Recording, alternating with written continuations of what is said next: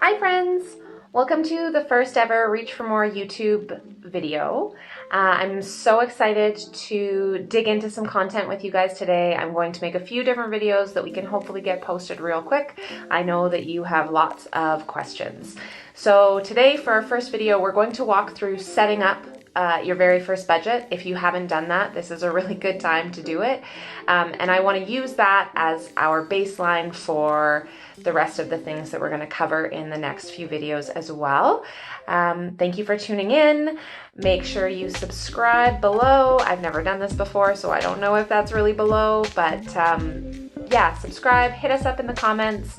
I'd love to hear what you're thinking, what your questions are, and thank you for being here.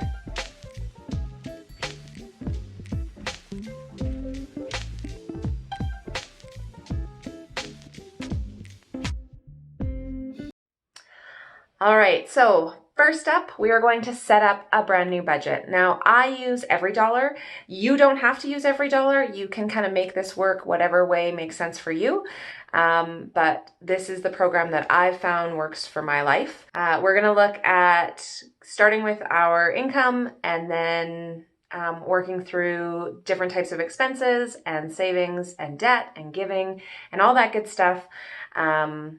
So just a couple things before we get started, some things that you might want to know if you're going to do this along with me. You need to know how much money is coming in each month and how much your bills are kind of on average. You can use your bank statements, or if you still get paper bills, use that. Minimum payments on all of your debts, and any other money that is coming in or going out of your account. So it's good to be able to log on to your online banking and take a look at that. I'm recording this on March 28th, 2020. So this is a crazy time in the world. But I'm going to pretend that I'm setting this budget up pre-pandemic so that you can see what it looks like. Now. So that you can see what it looks like during regular time. And then I'm going to link as well to the video that we're going to do today about how to deal with the craziness of the world right now. All right, let's dig in. All right, friends, so I just started a new EveryDollar account. So basically I just went to everydollar.com and used my name and email and then verified my email. Once you've done that, it will take you to this screen. I wanted to walk you through it right from the start. So when you click on Take Me to My Budget, it is going to start you fresh and brand new in... Okay, so it's going to start you with a couple of questions. What are your goals? We're going to say that we want to stop living paycheck to paycheck because I think that's a great goal. I own a car, I'm married, I have kids, I have pets. This is going to help EveryDollar get you set up. And then it's going to walk you through, and you're going to need to put in your income. So for your checks, I like to name them so that I know where they're coming from.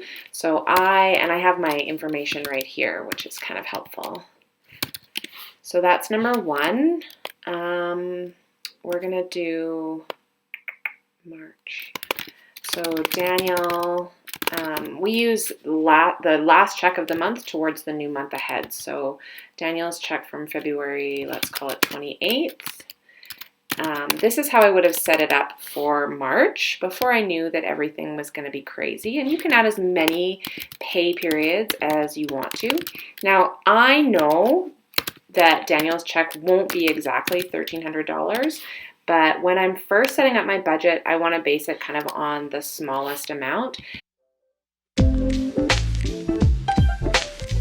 And then I add a check for bonus cash. That's for things like when you sell stuff on garage sale or you get tax money.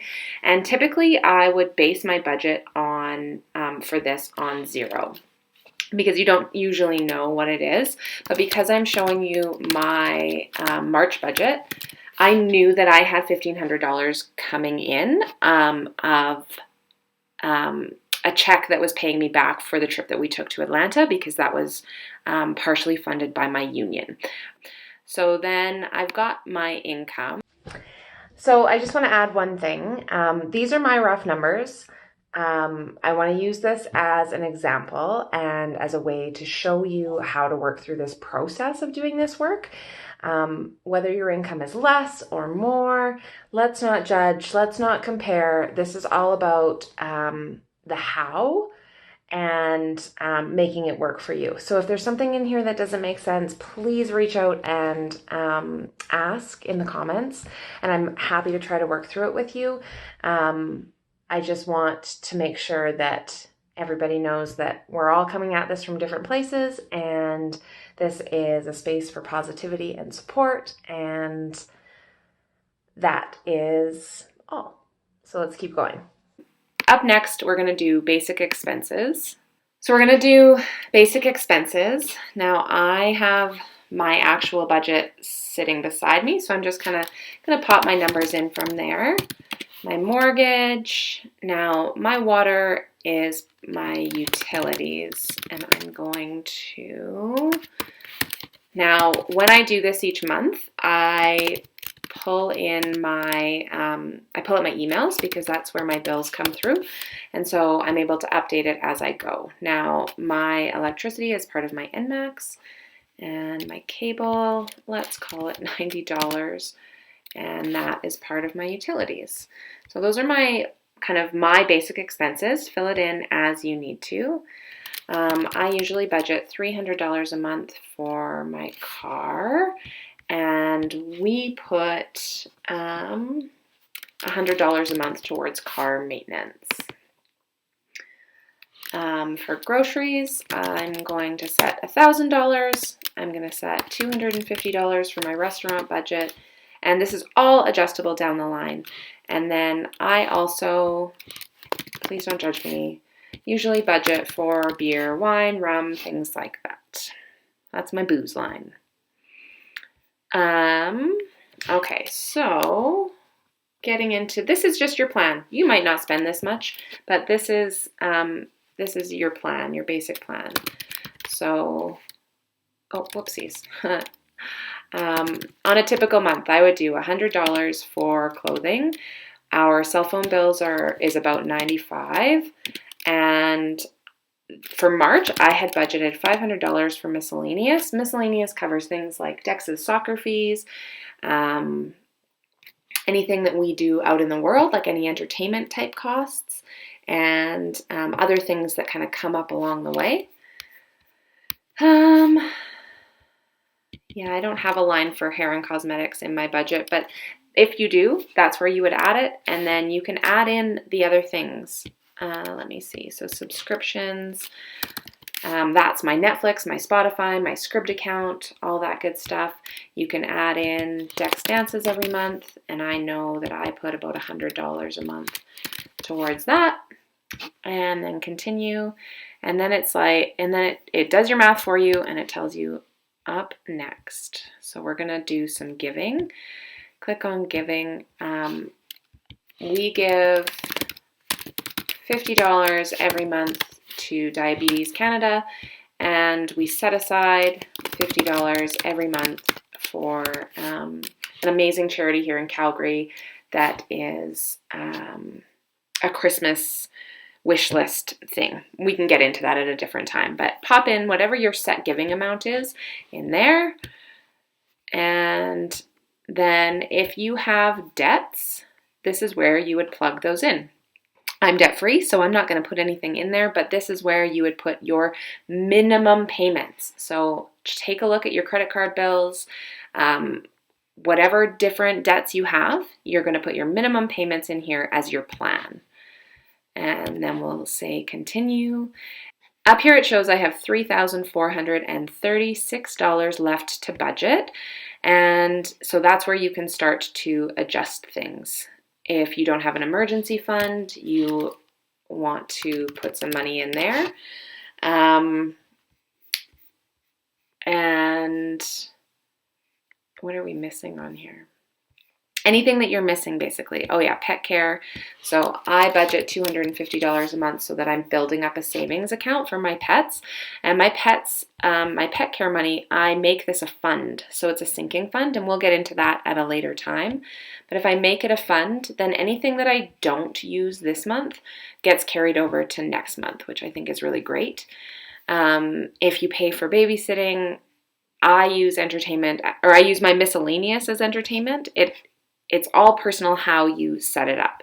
But yeah, you're able to scroll down and put in, they're giving you categories. So if you go to the gym, put your planned amount in there.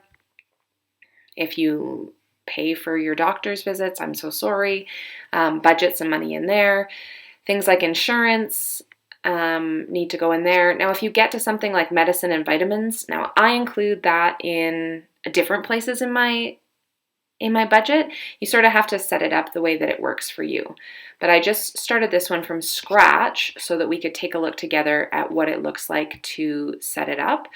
The goal every month is to plan how you're going to spend every dollar. So if you have minimum payments on your debts, obviously you're going to have less left to budget. When I put in things like our life insurance, and that was health insurance, but I don't have that. So $100 for our cars, our house insurance, and then you can delete things as you need to. But as you add them into your plan, your total amount up here left to budget is going to go down.